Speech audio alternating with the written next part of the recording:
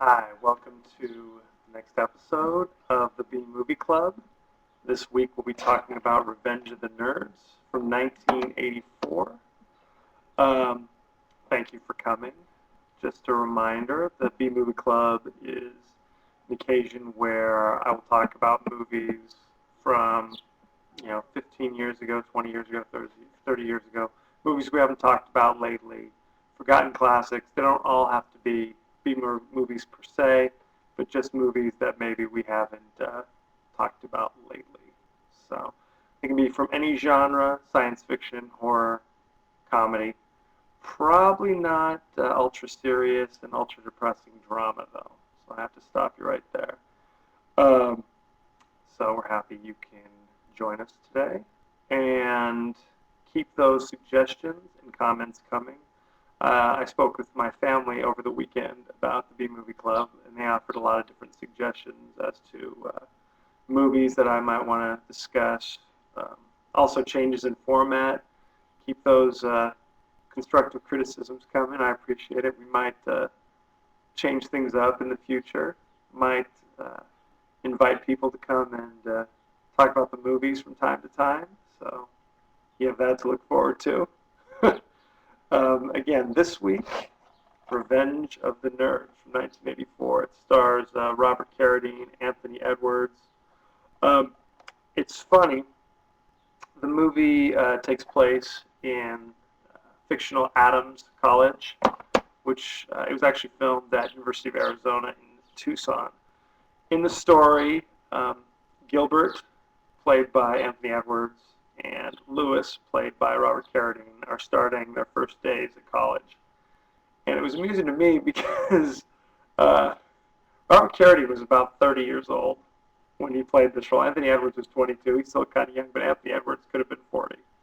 A lot of the other characters were also a little bit older. I know the guy who played Booger was also like 31. Ogre was 30. There weren't too many characters who were even high school, actually, freshman college age, so that was kind of funny. So it just basically deals with the trouble they have going to the new school and basically being harassed constantly by the football team, who seem to spend a lot of energy going after the nerds, which is amusing. So it's funny because I actually met the actor who played Booger about 15 years ago in San Diego. He's a nice enough guy, but I was working at the Globe Theater. He was doing a play there, and they came and told us, they're like, whatever you do, don't call him Booger. So we did not do that. So that's that was good advice, probably. Also in this movie is John Goodman, plays the angry coach, who actually, after the football players lose the Greek carnival, it was a talent show, he incites the football players to basically go wreck the nerds' house. So good times. Good times. No no charges were ever filed, as far as I know. At the end of the movie, spoiler alert, Gilbert gives an impassioned speech saying that we'll never be free so long as nerd persecution continues. So there you go. That's a good message for all of us, I think. Some trivia about the movie. Before they were filming, the producers were talking to quite a few different directors. And the one who actually became the director, during the interview, they asked him, what kind of movie would you make with this script and this budget? And the director took a minute and he looked at him. He's like, probably one I'd be embarrassed to have my name on. When he said that, they hired him immediately. So I don't know. I don't know if that's a good thing or what. Another thing, the guy who played Lewis, Robert Carradine, he actually went down to the school, I guess 3 or 4 days in advance, and he only packed with him his nerd clothes. And once he got there, he couldn't leave his hotel room for 3 days because he was so embarrassed. They actually had the cast kind of blend in with the co-eds there, with all the new students. And when Rush Week came around, they actually had them go out there to try to rush these fraternities just because they thought it would be kind of funny. And one fraternity, when they got a look at them, literally screamed, "No way!" So there you have that. Some comments. I know a lot of people have posted they really liked this movie. I know one person said, "Great movie, acting a little shaky." I disagree. I thought it was great. It was brilliant.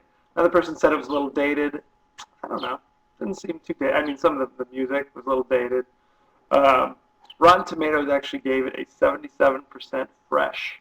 So there you go. You can't beat that. What else can I tell you? Next week, I'm going to be doing not a comedy, but I'll be doing Alien Nation, which is kind of a sci-fi police drama. Later went on to spawn a television series. So we have that to look forward to. I'm on Twitter at KD9575. And I'm also on Facebook. You can contact me there. More about Revenge of the Nerds. It actually went on to spawn like 5 sequels, something ridiculous. This DVD actually came with Revenge of the Nerds 2, Nerds in Paradise, which is actually an underrated sequel. It's not bad. I know Anthony Edwards is not in the sequel. I mean, actually, he's in it, but he's in it for a very short time. I think they said he had his character had a broken leg, so couldn't fly to Fort Lauderdale. So he's only in a couple scenes. Yeah, I'm sure that's what the problem was. And then I think they did like another 3 or 4 made-for-TV sequels, which, yeah, as brilliant as that sounds. They tried to remake it like 5 years ago, and I guess the script was so raunchy that the college just said, you know what, we're going to have to cancel this. So they were kicked off the campus, and no other campus was willing to let them come on. So they filmed like a week's worth, and then they just had to close it up. So it's a sad, sad story for Revenge of the Nerds. Anyway, like always, I'm going to end the show with a quote. One of my favorite quotes has nothing to do with the movie, but there's this one scene where they're in a police station. And remember, mopery is exposing yourself to a blind person. There you have it. So take it easy, be well.